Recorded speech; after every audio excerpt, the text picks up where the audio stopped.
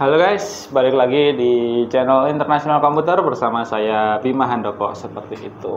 Oke, jadi langsung saja kali ini seperti biasa ya kita ngobrol-ngobrol masalah dunia perlaptopan seperti itu. Dan yang paling maksudnya yang paling rame sih akhir-akhir ini, karena emang kalau secara servisan nggak begitu rame sih, biasa-biasa aja, nggak ada yang aneh, nggak ada yang unik gitu, nggak ada yang perlu dibahas sebenarnya. Cuman yang agak rame itu justru di bagian penjualan, karena baru musim daftar sekolah sama daftar kuliah seperti itu. Jadi biasalah baru pergantian tahun ajaran. Nah, maka dari itu kali ini saya ingin sedikit nge-share tips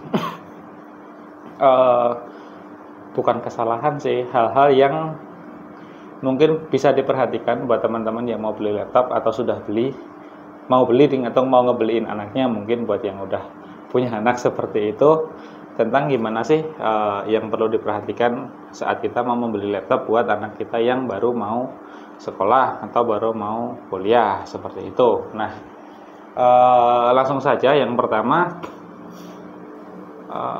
salah satu kesalahan mendasar buat orang beli laptop itu adalah berpikir bahwa laptop yang mahal itu sama dengan awet gitu. Nah, itu enggak seperti itu. Jadi yang mahal dalam artian mahal itu kayak speknya tinggi atau desainnya tinggi, atau desainnya cakep, atau dia punya fitur yang aneh-aneh gitu-gitu, itu tidak menjamin keawetan si laptop. Jadi kadang-kadang ada tuh, kita berpikir ada anak yang baru masuk SMA, terus dia dibeliin yang kenceng sekalian, yang Core i7 gitu, terus berpikirnya supaya nanti bisa dipakai sampai kuliah gitu. Ya bener sih, 3 tahun SMA itu rata-rata laptop masih bertahan, nanti sampai kuliah juga bisa. Tapi kalau sampai lulus kuliah, which is 3 tambah 4, 7 tahun gitu, mostly laptopnya tetap akan ada masalah setinggi apapun speknya seperti itu. Jadi salah satu kesalahan mendasar yang sering kita temui di toko adalah kayak gitu, mikir belinya yang bagus sekalian atau yang mahal sekalian supaya awet seperti itu. Jadi mahal dan tidak itu tidak mempengaruhi awet tidaknya si laptop. Malah justru yang sering kita temukan untuk laptop yang spek-spek agak-agak di bawah, Core i3, dual core gitu, malah justru usia pakainya lebih panjang karena ya pekerjaannya tidak berat seperti itu. Yang pertama. Yang kedua, tentang masalah budgeting. Kayak tadi orang kan berpikir kayak, saya beli yang mahal sekalian biar supaya bisa dipakai sampai lulus kuliah seperti itu. Padahal budgeting laptop yang baik, paling baik itu adalah maksimal penyusutannya itu 3 tahun. Maksudnya gimana? Gini, saat misalnya anak kita masuk SMP ya, pengen punya laptop gitu, terus beli laptop baru, budgetnya nggak usah mahal-mahal, disesuaikan aja sama keperluannya seperti itu. Nah, kita harus melakukan penyusutan itu maksudnya adalah bersiap untuk ganti laptop, gampangnya gitulah, atau nabung atau menyisihkan uang supaya kita bisa beli laptop lagi itu dalam jangka waktu 3 tahun. Kenapa? Rata-rata laptop sekarang kebanyakan itu garansinya 2 tahun. Oke, 1-2 tahun kita aman, karena kalau kejadian apa-apa dia masih garansi seperti itu. Kecuali dalam tanda kutip sial seperti itu ya, yang mana garansinya hilang seperti itu. Terus setahun kemudian itu kebanyakan laptop masih akan bertahan sampai 3 tahun. 90% laptop itu bertahan sampai 3 tahun lebih dengan servis. Nah, servisnya apa ya, tergantung yang rusak yang mana kan gitu. Biasanya masih bisa diselamatkan lah. Di atas itu kebanyakan juga masih bisa, tapi ya ada yang bisa servis, ada yang enggak kan seperti itu. Nah, makanya amannya kalau kita mau aman adalah ya kita bikin rencana pengeluaran laptop itu kurang lebih buat beli laptop itu untuk dipakai selama 3 tahun seperti itu. Nah, makanya kembali ke poin pertama tadi, jangan beli yang langsung mahal dengan harapan awet, mending beli yang sesuai aja. Nanti begitu 3 tahun anak kita umumnya SMP ya, dia anggaplah SMP baru belajar Office, connect internet, bikin tugas artikel, desain tipis-tipis lah, beliin yang 2 core aja 4 juta 5 juta udah dapat gitu. Nah, begitu nanti dia masuk SMA, dia udah mulai tahu nih sukanya apa, passionnya apa. Oh, mungkin dia suka editing, oh mungkin dia sukanya olahraga, jadi nggak perlu laptop kenceng dan kawan-kawan. Nah, di titik itu kita penyesuaian lagi laptopnya mau pakai yang seperti apa, seperti itu. Kalau emang yang SMP masih mencukupi dan masih bisa diservis ya tinggal dilanjutin aja. Tapi kalaupun semisal nanti udah ternyata udah masalah, udah trouble atau udah beda kebutuhan, ya nanti tinggal ganti, karena kita udah siap-siap nih 3 tahun lagi ganti laptop kan, ibaratnya kita udah siap-siap seperti itu, jadi nggak kaget.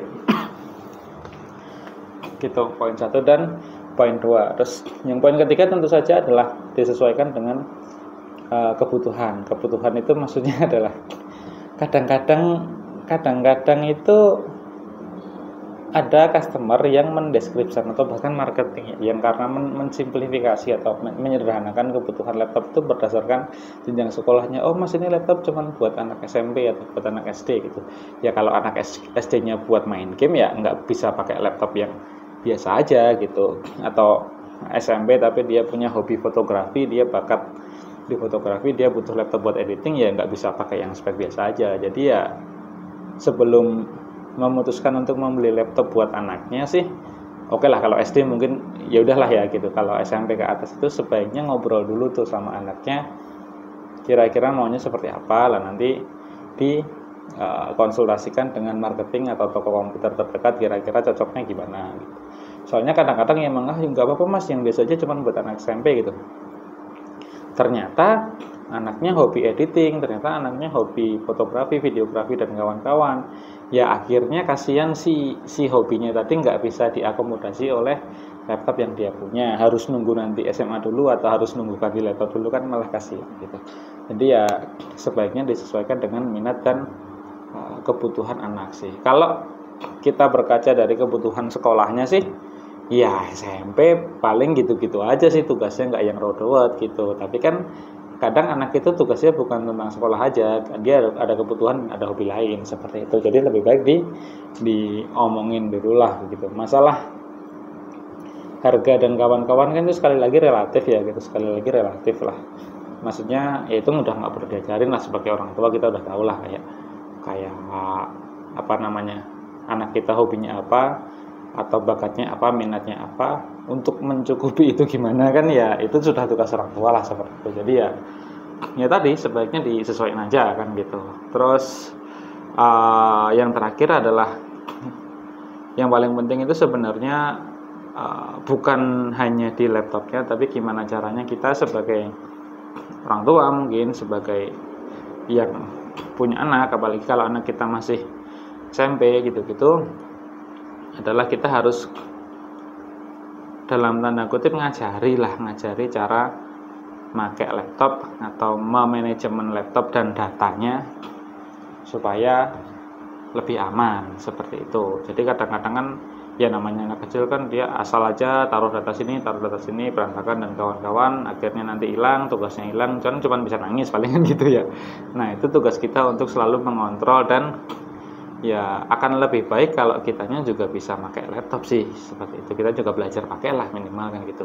Kecuali kalau yang udah SMA ke atas sih ya udah kan gitu. Tapi kalau yang masih SMP saya rasa masih perlu cukup strict untuk tahu dia filenya di mana, filenya apa, naruhnya di mana, loginnya apa, passwordnya apa gitu-gitu. Kita juga harus minimal kita menyuruh si anak tadi untuk melakukan backup sendiri, backup mandiri. Atau kalau dia punya akun, misal dari sekolah ada tugas, terus harus ngirim email, nah dia punya email kan, harus tahu email dan passwordnya gitu-gitu. Jadi diusahakan sebisa mungkin sedini mungkin di zaman digital sekarang itu anak kita udah punya akun, minimal email itu udah harus kita bikinin dulu. Nanti begitu dia SD ya dipakai akun itu, sampai SMP sampai SMA diusahakan selalu pakai akun yang sama, karena ya itu udah kayak identitas aja sih seperti itu. Oke, mungkin cukup sekian. Oh iya, satu lagi kelupaan, beli baru atau beli second gitu ya. Nah itu kembali ke budget dan kebutuhan sebenarnya. Kalau untuk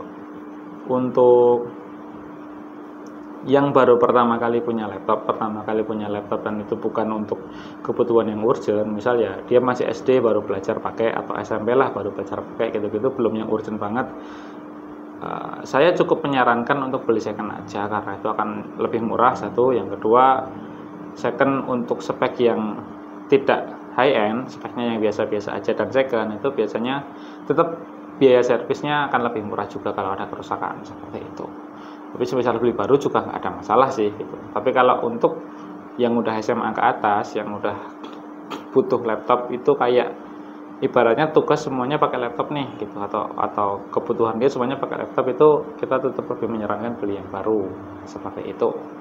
Mungkin cukup sekian penjelasan dari saya. Terima kasih.